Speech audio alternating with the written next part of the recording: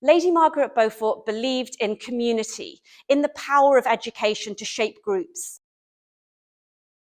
Lady Margaret Beaufort believed in science and in the arts. She was interested in technology and in literature.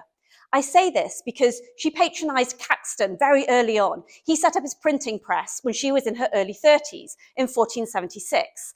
She immediately commissioned him to print text, told him what she was interested in, asked him to make translations. She was fascinated by this new technology that was really changing the kind of influence that people could have by spreading books in mass numbers. But she herself was also a creative, a translator and a writer. In the 15th century, all educated English men were trilingual. Educated English women were more likely to be bilingual. Lady Margaret bemoaned the fact that she had not had the opportunity to learn much Latin, but she did herself translate texts from French into English and had them published so that they circulated for many decades. Lady Margaret also took interesting opportunities to make herself economically independent.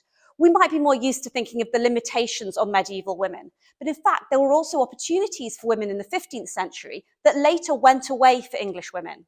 Lady Margaret had herself declared a femme sole in 1485. That meant a single woman within marriage, which meant that her husband did not have control over her finances or property. She was able to act as an individual agent.